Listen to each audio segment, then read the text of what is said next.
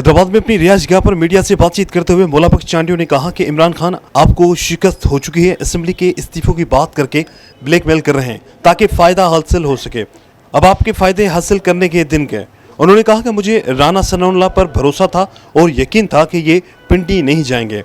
Imran Khan election चाहते हैं तो वजीर आजम और जिम्मेदारों से बात करें। आपको सियासत करनी है तो सियासी रास्ता इख्तियार करें, गालियां नहीं दें। मौला बख्श चांडियों का मजीद कहना था कि इमरान खान पाकिस्तान के इदारों पर हमला करना बंद कर दें, सोशल मीडिया पर मुहिम चलवाना बंद कर दें। जबकि एक सवाल के जवाब में पाकिस्तान पीपल्स पार्टी के रहनुमा और सेनेटर मौला बख्श चांडियों का कहना था कि इमरान खान को 4 गोलियां लगी, पहले दोनों टांगों पर पट्टियां थीं पर अगले रोज में चलते दिखाई दिए, ये तो मौजज़ा है। उन्होंने कहा कि पूरी दुनिया में अफवाज गैर जानिबदार होती है, अफवाज पाकिस्तान ने गैर सियासी होने का ऐलान किया है, वो खुश आइंद है। का इंतहाई शुक्रगुजार हूँ कि थोड़े से ही टाइम में आपको मैंने गुजारिश की और आप सबके सब आपकी हमेशा की तरह भरपूर शिरकत हो गई है। आज बाकायदा कोई प्रेस कॉन्फ्रेंस का ख्याल नहीं था कि हम प्रेस कॉन्फ्रेंस करेंगे या कोई एहतमाम के साथ, वरना बहुत सारे दोस्तों को भी और भी गुजारिश करता।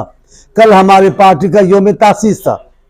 कल मेरे महबूब चेयरमैन ने खिताब किया है पूरे पाकिस्तान में, इसलिए हमारी रिवायत है जब चेयरमैन साहब खिताब करते हैं या सेंट्रल कमेटी का इजलास होता है तो उसके फॉलो में हमें भी बात करनी चाहिए, ये हमारी जिम्मेदारी होनी चाहिए।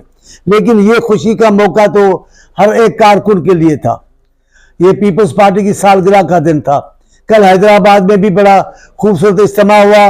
पाकिस्तान पीपल्स पार्टी के तमाम दोस्त उसमें शरीक थे और पीपल्स पार्टी वहां इत्तेहाद का मुजाहरा भी करके दिखाया सबको।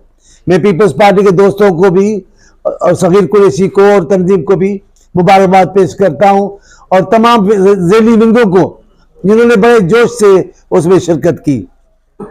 मैं 55वां साल में, कल मेरे साथ दोस्त बैठे थे, अल्लाह बचाए सुबरो, हम एक दूसरे को बात करके हंस रहे थे कि 55 साल आज से अगर हम तय करें कि आने वाले 55 सालों में हम ये करेंगे तो हैरत होगी लोगों को।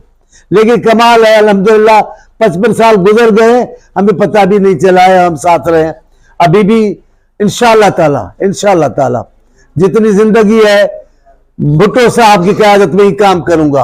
बेनजीर साहिबा से तब लोग कहेंगे, पूछेंगे, हाँ भाई बेशक बेनजीर साहिबा इस मुल्क में हकीकी सियासतदान थी।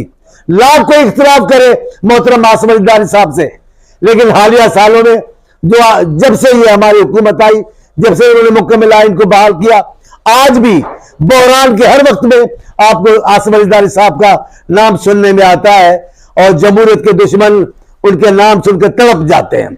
लाख नामों से पुकारें, लेकिन पाकिस्तान जान रहा है कि आसिम जरदारी साहब इस मुल्क के इंतहाई मुद्दब्बर सियासतदान है।